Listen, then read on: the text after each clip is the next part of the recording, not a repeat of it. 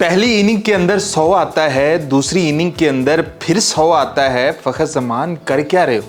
यानी कि जितने भी फ़खर ज़मान के चाहने वाले हैं उनकी दिल की एक ही ख्वाहिश थी कि कहीं ऐसा हो कि बाबर आजम की तरह फ़खर ज़मान कंसिस्टेंट हो जाए।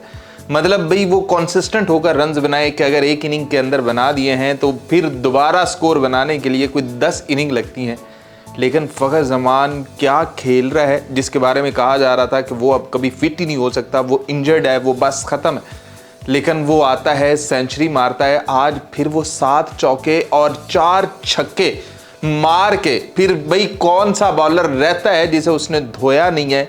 फिर चाहे शाहीन को ले लें, फिर चाहे फैसल अकरम को ले लें, फिर चाहे इमरान रंधावा को ले लें, कामरान गुलाम, मैं कह रहा हूं कि कोई 7 बॉलर उसके खिलाफ आजमाए गए हैं। 3 बॉलर तो ऐसे हैं जो कि पाकिस्तान की तरफ से खेल चुके हैं, लेकिन फ़खर ज़मान उनके खिलाफ भी भाई वही उसका जो अंदाज़ है उसी अंदाज से खेलता है और वो स्कोर ऐसे बनाकर चला जाता है। और अभी 15 ओवर पड़े हुए हैं, 35 ओवर के अंदर उतने स्कोर बना दिए गए हैं जितने शाहीन की टीम ने लास्ट ओडीआई के अंदर स्कोर बनाए थे टोटल।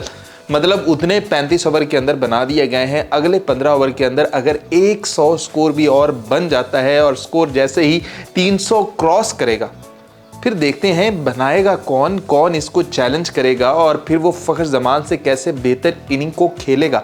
अभी तो इनिंग चल रही है, अभी तो 15 ओवर रहते हैं। मैं देखता हूं कि अब ये पहुंचते कहां पे हैं, क्योंकि शादाब खान क्रीज पर मौजूद है और उसके बाद फरहान भी मौजूद है, फरहान यूसुफ। तो आज देखते हैं फरहान यूसुफ क्या स्कोर बनाता है, शादाब खान क्या स्कोर बनाता है। भाई कोई प्रेशर है ही नहीं, फ़खर ज़मान सब कुछ खा पी के चला गया। उमैर बिन यूसुफ ने भी साथ बहुत अच्छी इनिंग खेली है, उसने भी फ़खर ज़मान के साथ जो एक इनिंग चाहिए होती है बिल्ड करने के लिए वो बना दी है।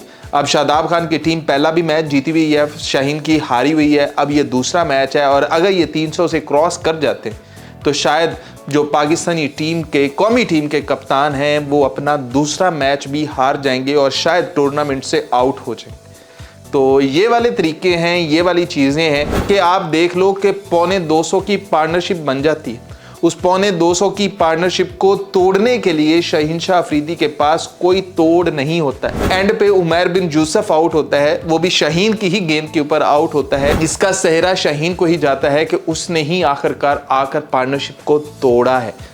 लेकिन फिर भी डैमेज हैज़ बीन डन, भी डैमेज हो चुका हुआ है। आप 200 प्लस चले गए हुए हो, पीछे 15 ओवर हैं। अगर वो 100 और अगर वो थोड़ा सा तेज़ खेलते हैं, अगर वो 125 150 स्कोर बना देते हैं तो भाई फिर कहानी ख़त्म है। फिर चाहे शाहीन के पास जितनी मर्जी स्ट्रॉन्ग बैटिंग लाइनअप है, किसी को कोई जादुई इनिंग खेलनी होगी फिर ही ये मैच जीता जा सकता है। या फिर ये जो पिछले 15 ओवर है इनके अंदर ऐसा पकड़ो कि 250 करने ना दो।